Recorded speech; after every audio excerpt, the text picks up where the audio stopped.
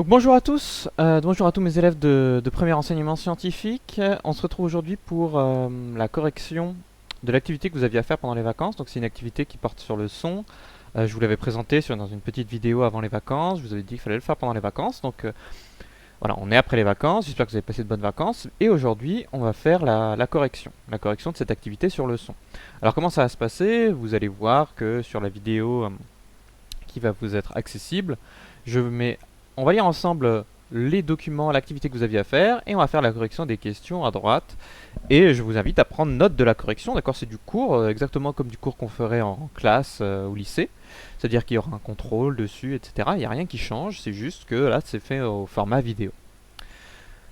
Donc, on est au chapitre 4. Qu'est-ce qu'un son?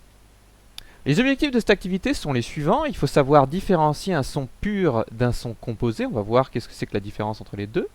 Il faut savoir associer la notion de puissance à la notion d'intensité sonore. Vous avez sûrement déjà entendu parler d'intensité sonore qu'on mesure en décibels. Les décibels, c'est l'unité du niveau d'intensité sonore. On va voir ça tout à l'heure. Et savoir associer les caractéristiques physiques d'un objet au son qu'il émet. Donc le grand 1, c'est qu'est-ce qu'un son? On va déjà faire des rappels sur qu'est-ce que le son, même si vous avez déjà vu ça un petit peu en seconde. Et le grand A, c'est la différence entre un son pur et un son qu'on appelle composé.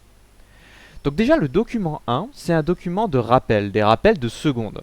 Ce document 1, il s'appelle signal périodique, ça doit vous dire quelque chose, la notion de signal périodique, vous avez vu ça en seconde. On vous dit, un signal périodique est un signal qui se répète identique à lui-même au cours du temps. Il est caractérisé par sa période, qu'on note grand T, qui est la plus petite durée au bout de laquelle le signal se répète. Vous voyez à droite ici, vous avez justement, je vais vous le mettre en plus grand, un signal périodique. Vous voyez que le signal périodique, c'est cette forme ici, hop, qui se répète. Alors elle se répète au cours du temps, puisque vous avez ici l'axe des abscisses, donc l'axe horizontal qui correspond en fait au temps. Donc le temps passe de gauche à droite et on voit que le signal, c'est toujours le même. On reconnaît cette forme-là qui se répète, identique à elle-même, au fur et à mesure du temps. Quand on a une forme comme ça dans un signal qui se répète identique à elle-même au cours du temps, on dit que le signal est périodique. Une caractéristique du signal périodique, en fait, c'est ce qu'on a représenté ici entre ce point-là et ce point-là. Vous voyez qu'on a mis une double flèche et on a noté grand T au-dessus. Donc, cette durée-là, qui va d'ici à ici, qu'on note grand T, c'est ce qu'on appelle la période. La période, c'est quoi? C'est la durée au bout duquel le signal se répète. Vous voyez qu'ici, on a le signal qui commence, il a sa forme particulière, et dès qu'on arrive ici, le signal se répète. Vous voyez? Et ensuite, il se répéterait encore à droite de l'écran. Et bien cette partie-là, cette partie qui est ici, qui a été représentée en violet ici, si on regarde sa durée, c'est ce qu'on appelle la période, puisque c'est sur cette durée que le signal va se répéter ensuite. Okay? Donc cette partie en rose, dont la durée s'appelle la période, on appelle ça le motif élémentaire, parce que le motif élémentaire, c'est l'élément du signal qui se répète identique à elle-même. Donc on a le motif élémentaire ici, qui se répète après, mais qui s'était déjà répété avant. Okay? Donc ça c'est la première chose. On a également l'amplitude qu'on note delta U ici. Alors on va moins en parler dans ce chapitre là, mais il faut le savoir quand même. L'amplitude en fait c'est la différence entre le bas du signal et le haut du signal. Plus cette différence qui est représentée ici est grande, plus l'intensité du signal, l'amplitude du signal est élevée. Okay? On la note delta U. Pourquoi? Parce que les signaux on les mesure très généralement en volts. Et U, c'est la lettre correspondant au volt, si vous vous rappelez de vos cours d'électricité. Et ensuite, dernière caractéristique, c'est ce qu'on appelle la composition spectrale. On va en parler tout à l'heure, je ne vais pas rentrer dans le détail tout de suite. Parlons maintenant de ce qu'est une vibration sonore. Alors, à l'origine d'un son, il y a une vibration mécanique. La matière constituant la source sonore, donc la corde d'une guitare, la porte que l'on claque, est mise en mouvement puis reprend sa place. Le son se propage de proche en proche dans l'air comme une onde sur l'eau. Il n'y a pas de transport de matière, mais d'énergie. Le son se propage avec une certaine vitesse qui dépend du matériau. Dans l'air, le son se propage à environ 340 mètres par seconde, alors que dans l'eau, il se propage à environ 1500 mètres par seconde. Donc analysons un petit peu tout ça. Déjà, le son. Comment est-ce qu'il est produit? Pour qu'un son soit produit, il faut que quelque chose se mette à vibrer. Cette chose, ça peut être un peu n'importe quoi. Par exemple, la corde d'une guitare, quand elle se met à vibrer, ça produit du son. Une porte, quand on la claque, au moment où elle claque, cette porte vibre et ça émet un son. Lorsqu'on parle, les cordes vocales qu'on a dans la gorge se mettent à vibrer, ça émet un son. Pour qu'un son soit émis, il faut que quelque chose se mette à vibrer. Et lorsque cet objet, la corde vocale, les cordes d'une guitare ou la porte qui claque, lorsque cet objet se met à vibrer, eh ben il va mettre en vibration l'air qui est aux alentours. Ça veut dire que lorsque mes cordes vocales vibrent dans ma gorge, en fait elles vont faire par extension vibrer l'air qui est dans ma gorge. Et l'air qui vibre dans ma gorge, c'est ça qui va produire le son. Maintenant essayons de comprendre un petit peu ce que c'est que le son en détail. Alors pour comprendre ce que c'est que le son en détail, on va regarder une petite vidéo qui va représenter en fait plus ou moins ce qui est là. Donc sur cette vidéo, vous avez à gauche ici, le haut-parleur. Le haut-parleur, en fait, c'est quoi un haut-parleur? Un haut-parleur de téléphone ou de télévision, c'est quoi? C'est une membrane qui vibre. Exactement comme je l'ai dit, pour qu'un du son soit produit, il faut que quelque chose se mette à vibrer. Donc vous regardez, là, vous voyez, que c'est évidemment, la vidéo est extrêmement ralentie, elle est très ralentie pour qu'on puisse comprendre ce qui se passe, parce que dans la réalité, les objets, quand ils vibrent et qu'ils émettent du son, ils vibrent extrêmement vite. Donc ici, c'est ralenti. Donc vous voyez ici, le haut-parleur qui vibre, il va en arrière, puis en avant, puis en arrière, puis en avant, c'est une vibration. Et vous avez devant le haut-parleur, représenté ici, l'air, les particules d'air. On va agrandir un petit peu pour qu'on voit mieux. Hop. Donc tous ces points noirs, il faut imaginer que c'est les molécules d'air, donc l'oxygène, l'azote, etc. Donc les molécules qui constituent l'air. Vous allez voir que quand le haut-parleur va vibrer, il va mettre en mouvement les molécules qui sont devant. Donc je vais mettre, hop, on lance. On voit que toutes les particules se mettent en mouvement, elles bougent, elles se déplacent, elles vibrent également. Vous voyez, tout bouge à cause du haut-parleur. Alors est-ce qu'on peut faire en sorte que ça boucle? Ouais. Elle bouge à cause du haut-parleur. Donc vous avez ici, vous voyez, un petit point rouge ici, un petit point rouge ici, un petit point rouge ici. Ces points rouges, en fait, c'est simplement 3 points. En fait, on a choisi au hasard dans l'air 3 particules prises complètement au hasard. C'est juste pour qu'on puisse bien analyser leur mouvement. Parce que vous voyez qu'il y a des milliards de particules à l'intérieur du tube qui est représenté ici.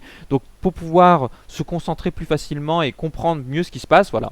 C'est comme si on avait mis un coup de peinture sur 3 particules de l'air pour qu'on puisse mieux les voir parmi toute la masse de particules qu'il y a dans l'air. Donc regardons ces particules-là, qu'est-ce qu'elles font? Donc comme je disais, oui, ces particules, pardon, elles vont en avant, et puis elles vont en arrière. Donc elles vibrent exactement comme la membrane. En fait, vous voyez que les molécules d'air, que ce soit n'importe quel point rouge, en fait, ils ne se déplacent pas, l'air n'avance pas. Lorsqu'on émet du son, en fait, les molécules d'air ne se déplacent pas vers l'avant, elles ne font que vibrer, elles vont en avant, puis un peu en arrière, puis un peu en avant, puis un peu en arrière, mais elles ne vibrent pas, elles ne se déplacent pas. Il n'y a pas déplacement de matière. Il n'y a pas de molécule qui avance. Lorsque je parle là, il n'y a pas de molécule qui part de ma bouche pour arriver jusqu'au haut-parleur. On le voit ici. Il y a simplement des molécules d'air qui sont devant ma bouche et même un peu plus loin qui vibrent et qui se déplacent d'avant en arrière mais sans vraiment se déplacer. Par contre, si on prend un peu de recul et que vous regardez, si vous regardez bien le tube qui est ici, on voit quand même qu'il y a quelque chose qui avance. On a l'impression qu'il y a quelque chose qui se déplace. Regardez, je vais essayer de mettre le doigt dessus. Regardez où est ma souris. Je suis en train de pointer, on a l'impression qu'il y a un endroit au niveau de ma souris qui se déplace vers l'avant. Vous voyez? Si vous prenez un peu de recul, vous voyez quelque chose qui se déplace. Là aussi. On voit quelque chose qui avance vers la droite. Là également. Et là également. En fait, on a quand même l'impression qu'il y a quelque chose qui avance de gauche à droite. Mais ce ne sont pas les molécules d'air. Ce ne sont pas les particules d'air. Ce qui se déplace vers la droite, c'est simplement ce qu'on appelle une perturbation. C'est-à-dire que c'est la vibration de l'air qui donne l'impression que qu'il y a quelque chose qui se déplace vers la droite, alors que les molécules, elles, ne se déplacent pas vers la droite. C'est exactement le même phénomène qu'on peut voir lors d'une ola dans un match de foot. Lorsqu'il y a un match de foot et qu'il y a une ola, vous savez tous ce que c'est une ola. Lorsqu'il y a une ola, on a l'impression qu'il y a une vague qui se propage dans le stade. Or, et vous le savez certainement, il n'y a personne qui se déplace dans le stade. Tout ce que font les gens qui sont dans le stade, c'est se lever puis se rasseoir. Et bien là, c'est exactement pareil. Il y a quelque chose qui se déplace vers la droite, mais ce ne sont pas les molécules d'air. Elles ne font que vibrer. C'est ce qu'on appelle une perturbation. Donc il faut savoir que le son, c'est la propagation d'une perturbation. Ok, qu'on représente ici. Ok, très bien. Donc revenons à nos documents. Le document 3 maintenant. Alors, juste avant, il me reste une seule petite chose, dans le document 2, pardon. Le son se propage avec une certaine vitesse qui dépend du matériau. Parce que le son, donc qui est la propagation de cette perturbation qu'on vient de voir, et ben en fait il a une certaine vitesse. Dans l'air, le son se déplace à environ 340 mètres par seconde, faut le savoir, mais ça dépend du matériau. Par exemple, dans l'eau, le son va beaucoup plus vite. Il va à 1500 mètres par seconde, c'est beaucoup plus rapide. Document 3 maintenant. Le timbre. Le timbre est la caractéristique du son qui permet de différencier deux instruments de musique qui jouent la même note. Ça veut dire qu'ils ont la même fréquence, à la même intensité. Visuellement, les signaux correspondant à deux timbres différents n'ont pas la même forme. Par exemple. Alors déjà, qu'est-ce qu'on vous dit ici? On vous dit que un son, comment est-ce qu'on le caractérise? Déjà, le son, il a une certaine intensité sonore. C'est ce qu'on a dit tout à l'heure.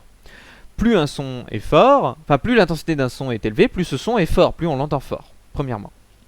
Ensuite, le son, il est plus ou moins aigu ou plus ou moins grave. Ça, vous le savez aussi. Ok? Mais il y a une dernière chose qu'il faut mettre en évidence, qui permet de différencier deux sons, c'est ce qu'on appelle le timbre. En effet, on peut imaginer deux instruments de musique, par exemple, c'est facile avec les instruments de musique, ça émet des sons, les instruments de musique évidemment. On peut imaginer deux instruments de musique qui jouent des sons avec la même intensité, ça veut dire qu'ils jouent aussi fort, qui jouent la même note, ça veut dire la même, on entend la même note à l'oreille, par exemple un Do, un Ré ou un Mi, ils jouent exactement la même note, mais pourtant on arrive à les différencier. Et pourquoi est-ce qu'on arrive à les différencier? C'est parce qu'ils ont un timbre différent. Alors déjà pour mettre ça en évidence, écoutons. Hop, on va écouter différents instruments et on va bien vérifier qu'on arrive à les différencier malgré le fait qu'ils jouent la même note. Commençons par un accordéon. Là, ce que vous entendez, hop, c'est un accordéon. Ok, on va le réécouter. Voilà, attendez, hop. Donc un accordéon. Joue une certaine note. Maintenant, un diapason. Alors je vous explique dans 2 minutes ce que c'est que le diapason, il est là. Un diapason. On entend que c'est la même note, mais on entend que le son est quand même différent. Une flûte maintenant. Un son différent, mais la même note. Et enfin une guitare. Pareil, même note, mais son différent. Ok? Alors d'où ça vient? Et bien si on analyse le signal sonore, le signal périodique qui correspond au son de ces trois instruments, le diapason, la flûte, l'accordéon et la guitare, en fait on remarque que la forme générale du signal est différente pour les trois instruments, les quatre instruments. La forme du signal, ce qui fait qu'on arrive à distinguer l'instrument, à savoir ça c'est une guitare, à savoir ça c'est une flûte à l'oreille, ce qui fait qu'on arrive à savoir ça, c'est que la forme du signal est différente. La forme du signal, c'est ce qu'on appelle le timbre de l'instrument. Donc je rappelle les trois grandes caractéristiques qui permettent de caractériser un son. Il y a l'intensité sonore, qui fait qu'un son est plus ou moins fort. Il y a la période. La période, c'est la durée du motif élémentaire, ce qu'on a dit tout à l'heure. Et en fait, la période correspond à quoi? Elle correspond en fait à ce qu'on appelle la hauteur du son. Ah, est-ce que le son est grave ou aigu? Donc, est-ce que le son est grave ou aigu? Première caractéristique. Est-ce que le son est fort ou pas? Deuxième caractéristique. Et troisième caractéristique, le timbre de l'instrument. Autrement dit, la forme du motif élémentaire. Ok? Ça, c'était les trois documents. Vous voyez qu'il y a des cœurs devant chacun. Donc, tout ce que j'ai expliqué jusqu'à présent, il faut le connaître. Passons maintenant aux questions. Question 1. Peut-on considérer le son comme un signal périodique? Réponse. Oui, on peut le considérer comme un signal périodique, car on observe que ce dernier est composé d'un motif élémentaire qui se répète identique à lui-même au cours du temps. On peut le voir ici, le diapason qui émet un son, on voit le signal sonore ici, et bien on voit que c'est un signal qui se répète identique à lui-même au cours du temps. On observe un motif élémentaire qui se répète à chaque fois. Pareil pour la flûte, on voit ici que cette partie-là là, que j'entoure, et ben elle se répète identique à elle-même au cours du temps. C'est un signal périodique. Pareil pour le l'accordéon. Pareil pour la guitare. On voit que ça se répète à chaque fois. le motif se répète, c'est donc un signal périodique. Ok. Petit 2. Il est dit dans le document 1 qu'un signal périodique est caractérisé par sa période t. Néanmoins, dans le cas de nombreux signaux comme le son, on préfère parler de fréquence f. Rappelez le lien entre la période t et la fréquence f d'un signal périodique. Ça, c'est quelque chose également que vous avez vu en seconde.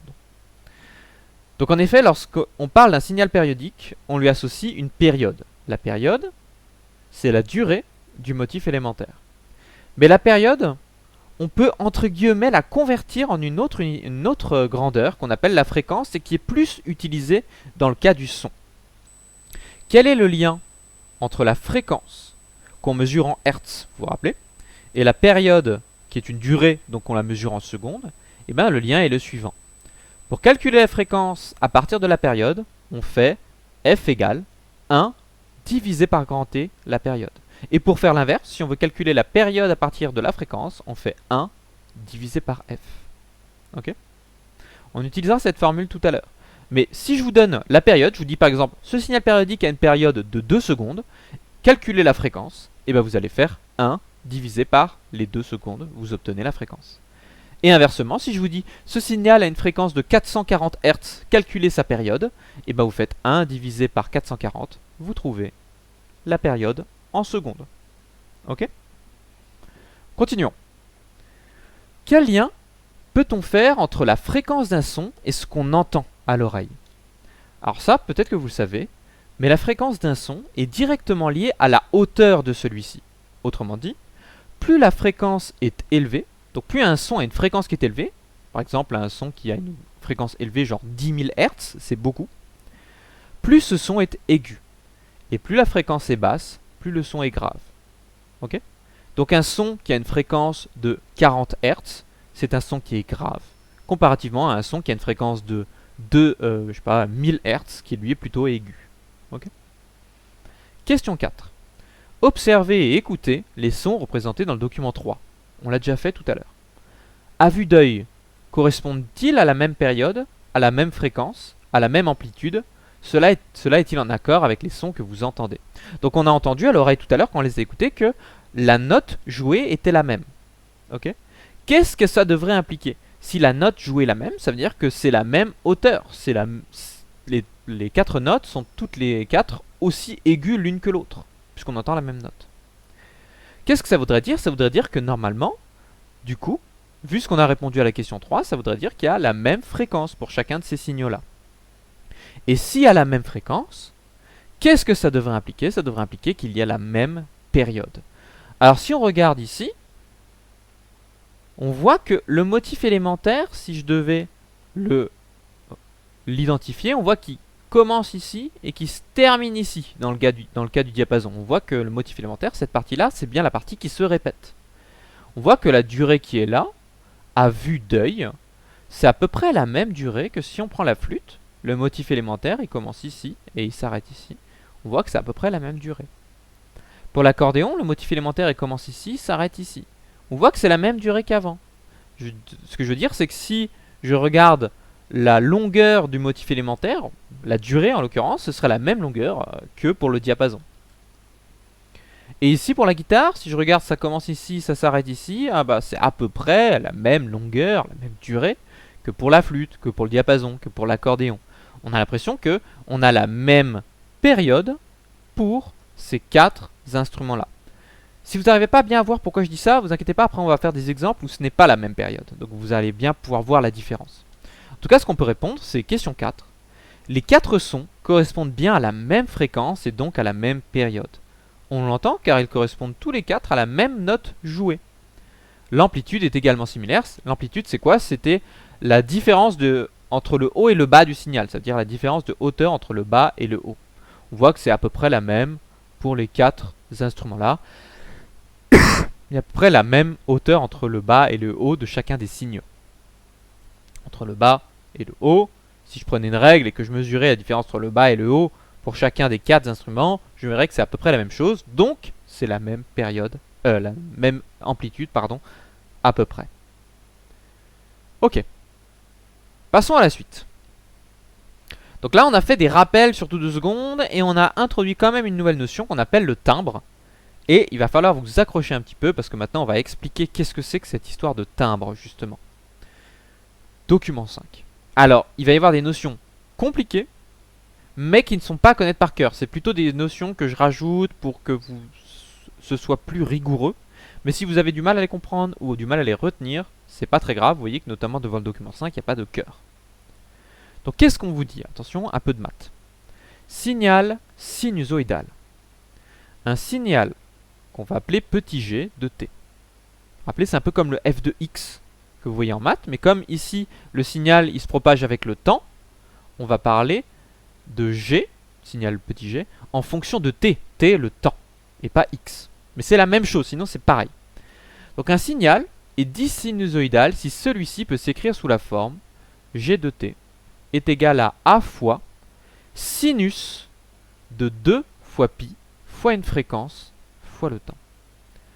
Alors, qu'est-ce qui compte là-dedans? Ce qui compte là-dedans, en fait, c'est seulement cette fonction-là, la fonction sinus que vous avez déjà vue quand vous étiez au collège, la trigonométrie, cosinus, sinus, tangente. C'est ce sinus-là dont on parle ici. C'est le sinus que vous avez sur votre calculatrice. Si vous devez faire un calcul avec un sinus dedans, vous appuyez sur la touche sinus de votre calculatrice, c'est exactement ça dont on parle. En fait, ce qu'il faut retenir ici, c'est qu'un signal sinusoïdal, il a une forme particulière qui est cette forme-là. Et c'est toujours cette forme-là. Cette forme qui est très lisse en forme de vague ici. Cette forme en forme de vague, c'est la caractéristique d'un signal sinusoïdal. Le signal que vous avez en dessous, vous voyez sa forme, c'est la forme d'un signal sinusoïdal, puisqu'on a cette forme très lisse de vague. On la retrouve d'ailleurs ici, et on la retrouve aussi ici, puis aussi ici, puis aussi ici, puis aussi ici. Ok ? Tous ces signaux là, qu'on voit là, qu'on voit là, qu'on voit là, ils ont tous la même forme. Ils n'ont pas tous la même taille, ni la même largeur. Mais ils ont tous la même forme. Ce sont tous des signaux qu'on appelle sinusoïdaux. C'est ça qu'il faut retenir. Forme de vague égale signal sinusoïdal. Ok ? Donc document 6. Qu'est-ce qu'on vous dit ? En général, un signal périodique n'est pas sinusoïdal. En général, les signaux ne sont pas sinusoïdaux. Si on regarde par exemple ici, la guitare, c'est clairement pas un signal sinusoïdal. La flûte non plus, on n'a pas cette forme très lisse de guitare, il y a des petites perturbations. L'accordéon pareil, c'est pas du tout un signal sinusoïdal. Le diapason par contre, et on y reviendra tout à l'heure, lui, on observe cette forme de vague très lisse, lui il a l'air d'être un signal sinusoïdal. Mais en général, ça n'en est pas. C'est ce qu'on vous dit ici. Alors qu'est-ce qu'on vous dit? Ensuite, on vous dit que lorsqu'un signal n'est pas sinusoïdal, par exemple ce signal carré ici, en fait ce qu'on peut dire, c'est que ce signal carré, c'est comme si on additionnait, on prenait plein de signaux sinusoïdaux qu'on additionnait. Et ça c'est une notion un peu bizarre. Essayons de voir ça. Je vais essayer de vous montrer ceci. On va prendre une petite vidéo. Hop là, une petite seconde. On va prendre une petite vidéo et on va regarder justement ce qui se passe. Vous avez ici un signal carré. Voilà le son. Hein. Vous avez un signal carré. On le voit parce qu'il a une forme de carré. Ce n'est pas un signal sinusoïdal. Mais ce qu'on peut montrer, c'est que si je prends ce signal sinusoïdal là, que à ce signal sinusoïdal, je lui ajoute celui-ci, puis celui-ci, puis celui-ci, puis celui-ci, puis celui-ci, puis celui-ci, puis celui-ci, qu'on ajoute plein de petits signaux sinusoïdaux. Regardez ce qu'on obtient. On va voir. On va avancer un petit peu. Donc vous voyez, on revoit notre signal carré en rouge ici. Ici, j'ai le signal sinusoïdal, le premier, celui qui est tout en haut. Si je superpose les deux, on voit que ça se superpose à peu près. On voit que le signal bleu, il a la même fréquence que le signal rouge. Mais bon, ça se superpose pas très bien. Vous voyez que ça se superpose, on va dire, à peu près. Mais si j'ajoute un deuxième signal sinusoïdal qui va arriver, vous voyez, à ce premier signal sinusoïdal qui est là, j'en ai ajouté, j'ai superposé en plus un deuxième signal sinusoïdal qui est celui-ci. Regardez ce qui se passe. On voit que la somme, ça veut dire l'addition de ces deux signaux sinusoïdaux, donne un signal bleu qui est plus proche de notre signal carré. Continuons. On va rajouter un troisième signal sinusoïdal, celui-ci. Vous voyez que ça se rapproche encore plus. Continue. On va rajouter encore un quatrième. On voit que c'est encore plus proche du signal rouge. Et plus on rajoute de petits signaux sinusoïdaux, plus le signal bleu qu'on obtient va se rapprocher de notre signal carré. Qu'est-ce que je veux dire par là? Qu'est-ce qui compte ici? Ce qui compte ici, c'est que un signal qui n'est pas sinusoïdal, par exemple le signal carré, en fait, on peut l'imaginer, on peut le retrouver en additionnant plein de signaux sinusoïdaux. Alors pourquoi est-ce que je vous raconte tout ça? En fait, ce qu'il faut savoir ici, c'est qu'un signal sinusoïdal, c'est un signal qui est associé à une seule fréquence. Un signal sinusoïdal, c'est ce qu'on appelle un signal pur, parce qu'il ne contient qu'une seule fréquence. Un signal qui n'est pas sinusoïdal, comme le signal qui est carré ici, ce n'est pas un signal pur, ce n'est pas un son pur, car celui-ci contient en fait plusieurs fréquences. Pourquoi est-ce qu'il contient plusieurs fréquences? Peut-être que vous l'avez deviné, c'est parce qu'en fait il est constitué de plusieurs signaux sinusoïdaux qui se superposent. Qu'est-ce qu'il y a écrit ici? À chaque signal sinusoïdal est associée une certaine fréquence. Un signal sinusoïdal égale une seule fréquence. On peut donc lister toutes les fréquences du signal dans un graphique qu'on va appeler le spectre. Le spectre représentant l'intensité du signal en fonction de la fréquence. Donc en fait ici, vous avez un graphique qui représente en fait les différentes fréquences qui sont contenues dans un signal. Un signal sinusoïdal comme celui-ci, il ne contient qu'une seule fréquence. Donc son spectre, ça veut dire le graphique qui représente l'ensemble de ces fréquences, va ressembler à ça. Il n'y a qu'une seule fréquence située ici. Une seule. Un seul trait rouge, puisqu'un signal sinusoïdal ne contient qu'une seule fréquence. Mais si je prends mon signal carré, par exemple ici, celui-ci n'est pas un signal sinusoïdal. Donc, il va contenir plusieurs signaux sinusoïdaux. Et donc, il va contenir plusieurs fréquences. Et donc, mon signal carré ici, si je représente son spectre, on observe ceci. Pourquoi? Parce qu'il contient en fait plusieurs fréquences. Chaque trait rouge correspond à un signal sinusoïdal qui contient une fréquence.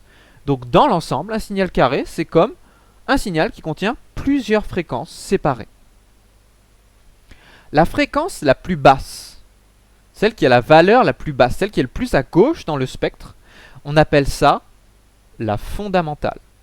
Donc le signal carré, la fréquence la plus basse c'est celle-ci, celle qui est le plus à gauche. Donc c'est ça ce qu'on appelle la fondamentale. C'est elle, la fondamentale, qui nous donne la période du signal.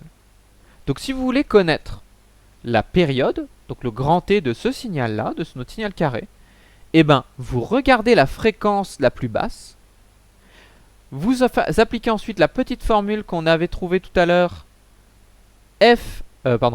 T égale 1 sur F, donc vous avez trouvé la fondamentale, la fréquence la plus basse, vous remplacez cette fréquence la plus basse dans cette formule-là, et vous trouvez la période du signal. C'est comme ça qu'on fait. Et toutes les fréquences qui suivent, donc toutes celles qui ne sont pas les fréquences fondamentales, qui ne sont pas plus à gauche, mais toutes celles qui sont plus à droite, donc de celle-ci à tout à droite, ce sont ce qu'on appelle des fréquences harmoniques. Celle la plus à gauche, la fréquence la plus à gauche, c'est ce qu'on appelle la fondamentale. Toutes celles qui sont à droite de la fondamentale, c'est ce qu'on appelle les harmoniques. Okay. Donc en fait, le signal carré contient plein d'harmoniques, donc plein de fréquences qui ne sont pas des fondamentales, qu'on appelle les harmoniques, et une seule fondamentale. Un signal sinusoïdal ne contient pas d'harmonique, il n'a qu'une seule fondamentale. Ok. Si vous avez compris ça, on a vraiment atteint le pic de difficulté de ce chapitre-là. Vous n'avez pas à vous inquiéter, la suite sera plus simple. Donc, allons-y pour répondre maintenant aux questions. Question 6. Un son pur est un son qui ne contient qu'une seule fréquence. En déduire la forme d'un tel signal sonore. Donc, question 6. La question 5, on n'avait peut-être pas répondu à la question 5 tout à l'heure. Donc la question 5 c'était quoi? En vous aidant du document 1, identifiez la propriété qui diffère entre les 3 signaux, donc même les 4 signaux périodiques qui sont là. On avait dit que ce qui changeait c'était le timbre, c'était la forme du signal. Maintenant question 6, pardon, revenons à nos moutons. Donc un son pur est un son qui ne contient qu'une seule fréquence. En déduire la forme d'un tel signal sonore, et bah qu'est-ce qu'on a dit tout à l'heure? Un signal qui ne contient qu'une seule fréquence, c'est quoi? C'est un signal qui est forcément un signal sinusoïdal. Signal sinusoïdal égale signal qui ne contient qu'une seule fréquence. Donc tous les signaux qui sont en forme de vague comme ça, qui sont des signaux sinusoïdaux, ce sont des sons purs qui ne contiennent qu'une seule fréquence. Donc on note, question 6, un signal sinusoïdal, un signal ne comptant qu'une seule fréquence est un signal sinusoïdal qui a cette forme-là. Ok. Ensuite, donc voilà, donc un son pur a forcément cette forme-là. Question 7 maintenant. Un son composé est un son composé de plusieurs fréquences différentes. Donnez un exemple de signal sonore qui serait composé. Donc tous les sons qui ne sont pas purs, donc tous les sons qui ne sont pas sinusoïdaux, sont des sons composés. Par exemple, celui-ci. J'ai pris l'exemple de la flûte. Ce n'est pas un signal sinusoïdal, on n'a pas la vague qu'on a vue tout à l'heure. Donc, c'est un son composé, forcément. Ok? Et si c'est un son composé, ça veut dire que c'est un son qui contient donc forcément plusieurs fréquences. Forcément. Si c'est pas sinusoïdal, je le répète, hein, si c'est pas sinusoïdal, ça veut dire qu'il y a plusieurs fréquences. Forcément. Ok. Question 8. Parmi les instruments du document 3, précisez lesquels correspondent à des sons purs et lesquels correspondent à des sons composés. Donc, on voit ici que le signal n'est pas sinusoïdal et donc pas pur. Donc là, on est toujours à question 7. Donc question 8 maintenant. La flûte. Revenons. La flûte. L'accordéon et la guitare émettent des sons composés. On le voit, ce ne sont pas des signaux sinusoïdaux, donc c'est forcément des sons composés. Mais le diapason, lui, émet un son qui est pur, puisqu'il a une forme de signal sinusoïdal, donc il ne contient qu'une seule fréquence. Un diapason, ça émet un son pur, ça émet un signal sinusoïdal. Donc là j'ai mis quasi pur, parce qu'on n'arrive pas à construire des diapasons qui ont un son parfaitement pur, mais ça s'en rapproche très fortement. Ok. Maintenant, question 9. Le son associé au signal suivant est-il pur ou composé? Donc vous voyez ici, on a un spectre. On a un spectre, donc on vous a représenté les différentes fréquences contenues dans un certain signal. Donc on voit que ce signal-là, il contient 1, 2, 3, 4, 5 fréquences. Une à 107 Hz, une à 214, une à 321, à 428 et à 440 Hz. Donc il contient plusieurs fréquences. Donc maintenant vous savez, plusieurs fréquences, qu'est-ce que ça veut dire? Ça veut dire que c'est un son composé. Donc on va noter, non, ce signal n'est pas un son pur, car il est constitué de plusieurs fréquences, 107, 214, 321, 428 et 440 Hz.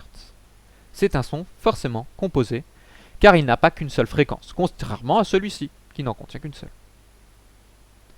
Question 10 maintenant. Associez ce spectre à l'un des signaux sonores. Donc en fait, ici on a 3 signaux sonores. Il y a un de ces 3 signaux sonores qui correspond au spectre qui est là. Il faut trouver lequel des 3 correspond. Comment est-ce qu'on procède? Premièrement, je vous avais dit que la période du signal est liée à la fréquence fondamentale, c'est-à-dire à la fréquence la plus basse. Ici, on voit que la fréquence la plus basse, c'est 107 Hz. 107 Hz, est-ce que ça correspond à une période de 9,35 millisecondes, ce qui correspondrait aux 2 premiers signaux, ou 2,19 millisecondes? Regardons. La fréquence la plus basse du signal nous informe sur la période de celui-ci. Ici, la fréquence la plus basse est F0. Souvent, la fréquence fondamentale la plus basse, on la note F0. C'est 107 Hz. Vous voyez que la plus basse, c'est 107 Hz. Ceci correspond à une période de combien? Eh bien, on applique la formule. T égale 1 sur F égale 1 divisé par 107. Et on trouve 9,35 fois 10 puissance moins 3 secondes. Ce qui fait, si on convertit, 9,35 millisecondes. Donc, en fait, le dernier signal est faux. C'est forcément pas le dernier puisqu'il n'a pas la bonne période correspondant à la fréquence fondamentale. Maintenant, il va falloir trancher entre le premier et le deuxième signal. Comment est-ce qu'on va faire? On en déduit que le bon signal est soit le premier, soit le deuxième. Pour trancher, on observe que le premier signal est sinusoïdal. Vous voyez, il a cette forme de vague caractéristique. Une vague toute lisse où il n'y a pas de perturbation ni rien. C'est vraiment juste une vague qui se répète. Donc, on observe que ce premier signal est sinusoïdal. Il s'agit donc d'un son pur. Signal sinusoïdal veut dire son pur. Et son pur veut dire constitué que d'une seule fréquence. Mais c'est pas ce qu'on a là. Le spectre nous informe qu'il n'y a pas qu'une seule fréquence, mais qu'il y en a plusieurs. Ça veut dire que ce signal-là n'est pas le bon. Signal sinusoïdal, ça voudrait dire qu'une seule fréquence. Or, il n'y a pas qu'une seule fréquence, donc il est faux. Le deuxième, lui, n'est pas sinusoïdal. Donc, c'est un son composé. Donc, il est constitué de plusieurs fréquences. Et donc, c'est bien lui qui est associé à ce spectre. C'est le deuxième signal. Ok? Donc je répète le raisonnement. Comment est-ce qu'on a fait pour associer? On a vu que le dernier signal n'était pas bon parce que sa période ne correspondait pas à la fréquence du fondamental, après calcul. Ensuite, on a dû analyser les deux signaux restants et on a vu que le premier n'était pas le bon parce que c'était un signal sinusoïdal, donc un son pur. Donc il devrait être constitué que d'une seule fréquence, ce qui n'est pas le cas dans le spectre. On voit que le spectre contient plusieurs fréquences. Ok? Voilà pour la partie grand 1 sur qu'est-ce qu'un son. Sur le timbre, la fréquence, la période. Ok? Si vous avez des questions, vous pourrez me poser toutes les questions que vous voulez la semaine prochaine quand on se verra en cours. Ok? Ce sera plus simple. Pardon, si on est en présentiel.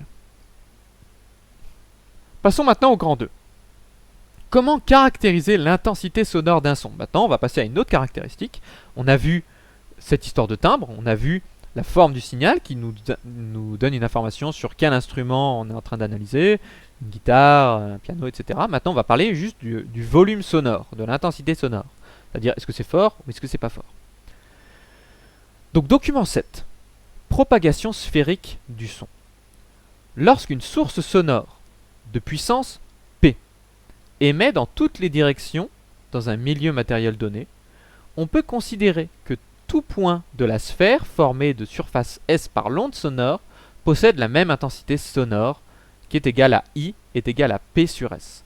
Pour rappel, la surface d'une sphère est proportionnelle au carré de son rayon par la relation grand S est égal à 4pi fois R carré. Qu'est-ce qu'on est en train de vous dire là? Ce qu'on est en train de vous dire là, c'est que quand moi je parle là, actuellement, ce que je fais, c'est que je vais émettre un son dans toutes les directions, tout autour de moi. Que quelqu'un soit devant, derrière, à gauche, à droite, au-dessus ou en dessous, il va entendre ma voix. Pourquoi? C'est parce que le son se propage devant, de dessus, il se propage en bas, etc. En fait, il se propage en formant une sphère autour de moi, une sphère qui grandit autour de moi quand je parle. C'est pour ça qu'on parle de propagation sphérique. Quand je parle, moi, j'émets en fait une certaine puissance. Vous savez, c'est les watts. Quand vous avez une enceinte, on vous dit, bah ça c'est une enceinte de 35 watts par exemple. Ça c'est une enceinte de 400 watts. Ça définit la puissance de l'enceinte. Ok? Sa puissance au départ. Mais vous êtes bien au courant que plus on s'éloigne de cette enceinte, moins on va entendre le son. Ok? Donc l'intensité sonore, elle va diminuer au fur et à mesure qu'on s'éloigne de l'enceinte. C'est pour ça que l'intensité sonore, c'est la puissance de base. Hein. Plus la puissance de notre objet, de notre enceinte par exemple, est élevée, plus on sera fort évidemment. Mais on divise par la surface de la sphère, vous vous rappelez la sphère sur laquelle se propage le son. Plus on se trouve loin de l'enceinte, plus cette sphère va être grande. Donc, quand imaginons l'objet de base est là. Quand on est très proche de cet objet, et ben la surface, ça veut dire la surface de ma sphère va être petite. Mais si je m'éloigne, je vois que ma sphère, elle va être de plus en plus grande. Si je m'éloigne encore, je vais avoir une sphère encore plus grande, donc une surface encore plus grande. Et comme l'intensité correspond à la puissance divisée par la surface, et ben plus on s'éloigne, plus l'intensité va être faible. Ok? Répondons maintenant aux questions. Question 11. quelle est l'unité de l'intensité sonore I? Donc l'intensité sonore, c'est quoi? C'est une puissance en watts divisé par une surface. La surface, c'est quoi? C'est des mètres carrés. Donc ça va être simplement l'unité de l'intensité des watts par mètre carré. Ok. Question 12. À l'aide de document 7, réécrire la formule reliant l'intensité sonore, la puissance P et la source de la source sonore et la distance R à la source. Donc on a la formule I égale P sur S, mais qui est ici. Vous vous rappelez que S, c'est la surface de la sphère. La sphère qui correspond à la propagation du son. La surface d'une sphère, on vous rappelle que c'est 4 fois pi fois r carré. 4 pi r carré. Donc tout ce qu'on a à faire, c'est remplacer S par 4 pi r carré, ce qu'on vous donne ici. Hein. Et on trouve que l'intensité, c'est P divisé par 4 fois pi fois le rayon de cette sphère au carré. Le rayon, ici, ça va être simplement la distance par rapport à l'objet. Ok? Vraiment, retenez ça. Le rayon, si vous voulez calculer l'intensité sonore, c'est le rayon R ici, c'est la distance par rapport à l'objet qui est en train d'émettre un son. Si par exemple vous voulez calculer l'intensité sonore par rapport à moi et que moi je me trouve à 10 mètres de vous et que vous voulez calculer mon intensité sonore, et ben vous devez remplacer R par 10 parce que je me trouve à 10 mètres de vous. Question 13 maintenant. Une fusée au décollage produit un son de puissance P égale 350 MW. Utilisez la formule ci-dessus pour calculer l'intensité sonore à une distance de 3 km. Et bien allons-y. La puissance c'est 350 MW. Si on devait convertir ça en watts, ça donnerait 3,5 fois 10 puissance 8 watts. Parce que dans la formule, la puissance est en watts. Le rayon, c'est 3 km. Donc je vais devoir convertir ça en mètres, parce que dans la formule, les distances sont en mètres. Et je trouve 3 fois 10 puissance 3 mètres, si je convertis. Donc je trouve que l'intensité à 3 km, c'est, je remplace, P, c'est 3,5 fois 10 puissance 8, divisé par 4 fois pi fois le rayon au carré, rayon qui vaut 3 fois 10 puissance 3. Je mets tout ça au carré, et je trouve 3,09 watts par mètre carré. Okay. C'est l'intensité sonore d'une fusée à 3 km. Faisons maintenant à la question 14 la même chose, mais à 6 km cette fois-ci.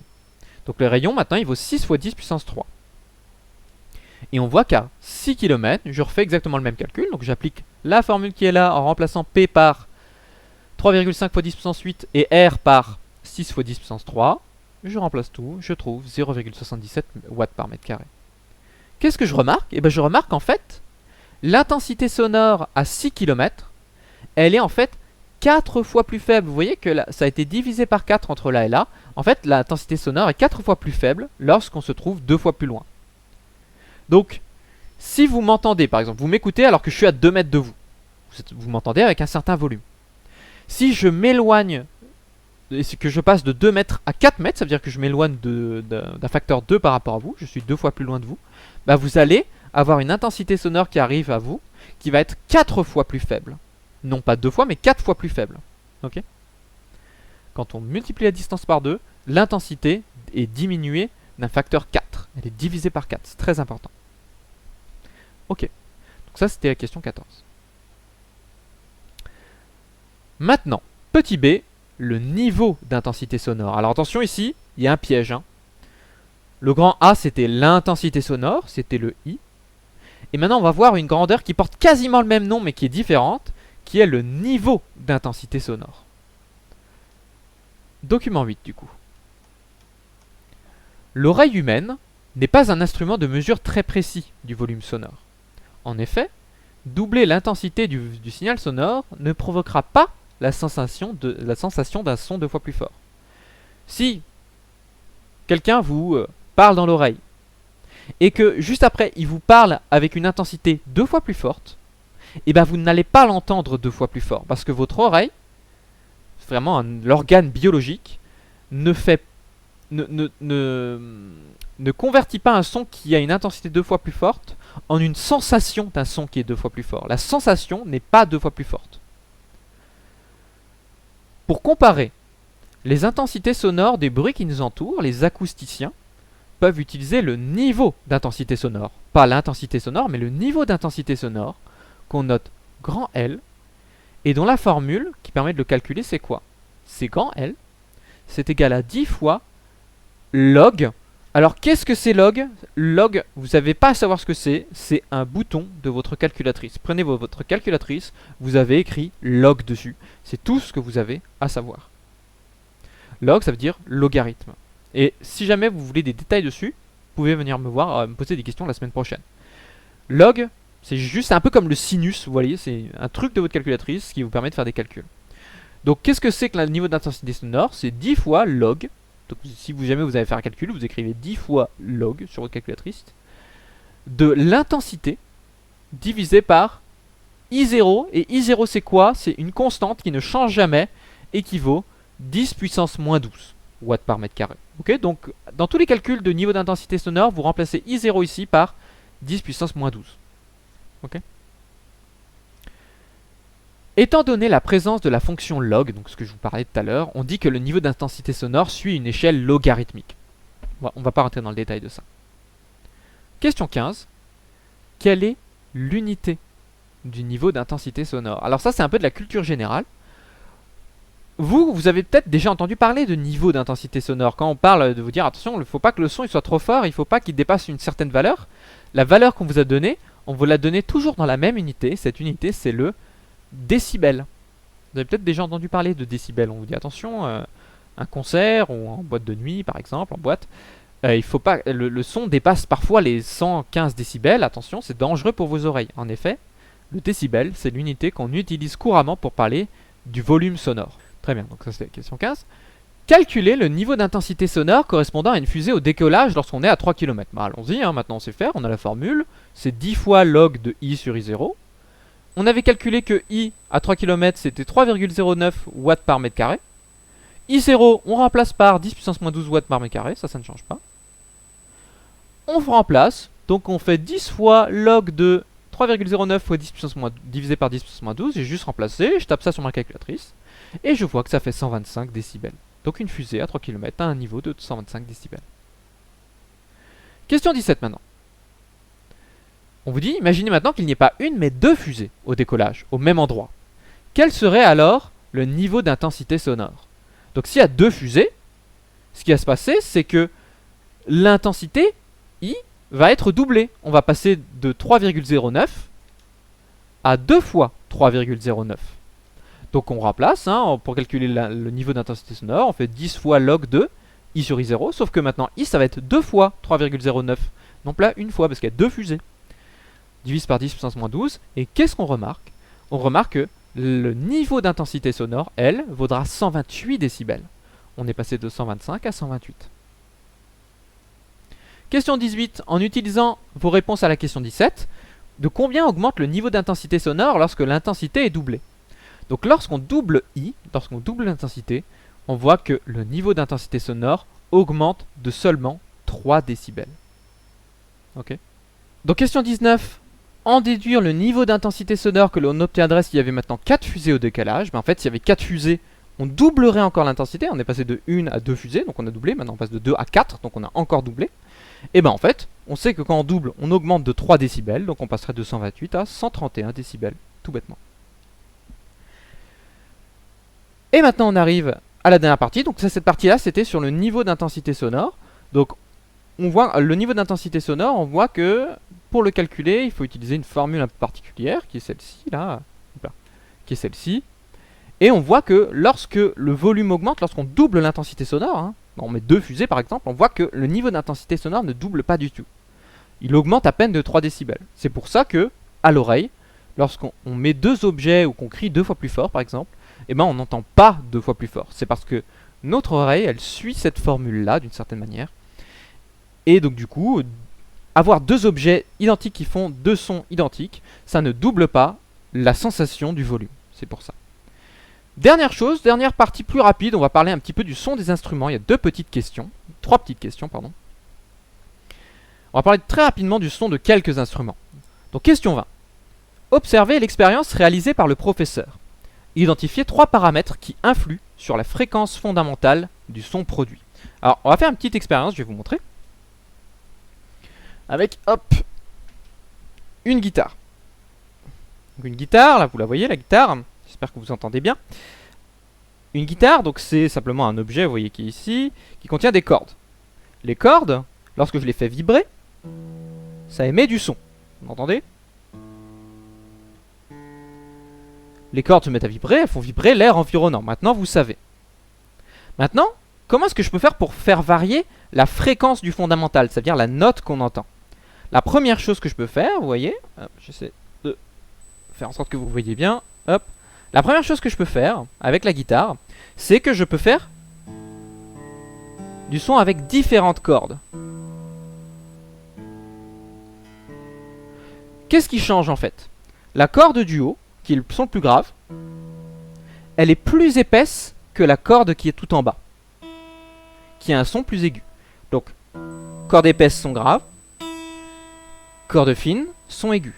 Premier paramètre qui joue sur la note du son, la fréquence de la note. Deuxième chose, vous voyez que je peux prendre ma corde grave et je peux en fait réduire la taille de la corde en mettant par exemple mon doigt ici. Si je mets mon doigt ici, en fait ce que je fais c'est que j'ai réduit la corde. Toute cette partie là ne compte plus. Il n'y a plus que cette partie là qui compte. Et donc du coup ma corde est quasiment 2 fois plus courte. Donc là, si je prends la corde telle qu'elle est de base, si j'appuie ici, ma corde en fait ne va vibrer que sur une distance 2 fois plus courte, et on entend que le son est plus aigu. Ok? Et dernière chose, ce que je peux faire, c'est que je peux tourner cette petite manivelle qui est là. Cette petite manivelle qui est là, qu'est-ce qu'elle fait en fait? Elle tire sur la corde. Plus je la tourne, plus la corde est tirée, plus elle est tendue. Donc, la corde de base, et si je la tire, écoutez, ou que je la détends, ça joue sur la note. Si je la détends, ça veut dire que si je diminue ce qu'on appelle la tension, on sent que la note est plus grave. Et si maintenant je augmente la tension, ça veut dire que je tends la corde, je la tire plus, on sent que la note est plus aiguë. Donc c'est ça les 3 paramètres, hop, les 3 paramètres qui jouent sur l'intensité du son. On a l'épaisseur des cordes, on a la longueur de la corde, et on a la tension, c'est-à-dire à quel point on tire sur la corde. Donc on va pouvoir noter, les 3 paramètres influençant la fréquence sont la longueur, l'épaisseur et les tensions des cordes. Alors pour chacun de ces 3 paramètres, comment varie la fréquence du fondamental? Ça veut dire, comment varie la fréquence de la note qu'on entend? Donc lorsque la longueur diminue, on a vu que la fréquence augmentait. C'est pareil, lorsque l'épaisseur diminue, donc quand la corde est plus fine, la fréquence augmente. Et lorsque la tension augmente, c'est-à-dire lorsqu'on tire plus sur la corde, la fréquence augmente également. Donc dans ces 3 cas-là, on entend un son qui est plus aigu.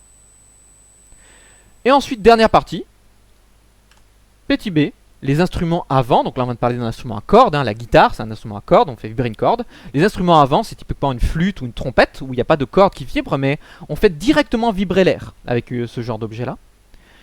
On vous dit par analogie, les instruments avant produisent des sons grâce aux vibrations de colonnes d'air. La fréquence fondamentale des sons produits est cette fois-ci proportionnelle à l'inverse de la hauteur des tubes. En notant F0, la fréquence fondamentale, et L, la hauteur des tubes des instruments avant, traduire l'affirmation du document ci-dessus mathématiquement.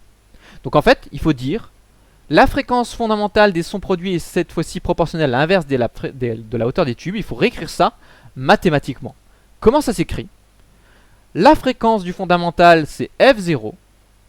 Ce symbole-là, ça veut dire proportionnel. Donc ce symbole-là, ça veut dire proportionnel à l'inverse. Inverse, ça veut dire 1 divisé par. Ça veut dire l'inverse. Et c'est l'inverse de quoi? De la hauteur des tubes. Hauteur qu'on a noté grand L. Donc cette phrase-là, traduite mathématiquement, ça s'écrit: la fréquence du fondamental est proportionnelle à l'inverse de la hauteur des tubes. Ok? Et on a terminé cette longue activité. J'espère que vous avez réussi à suivre, que vous avez réussi à aller jusqu'au bout. Il y avait des parties qui étaient plus compliquées que d'autres. Donc vous allez pouvoir me poser des questions la semaine prochaine quand on se reverra sur cette partie-là. On fera un début de séance Question, rappel, est-ce que vous avez bien tout compris? Est-ce qu'il y a des choses qui vous sont pas claires? Donc prenez note des choses qui sont pas très claires ici. On verra ça, tout ça la semaine prochaine. Je vous donne pas de devoir pour la semaine prochaine. Vous avez juste à venir en ayant pris la correction de cette activité-là, pardon. Voilà, j'espère que votre semaine de cours à distance là s'est bien passée. Et puis voilà, je vous souhaite simplement une bonne fin de semaine et à la semaine prochaine. Au revoir.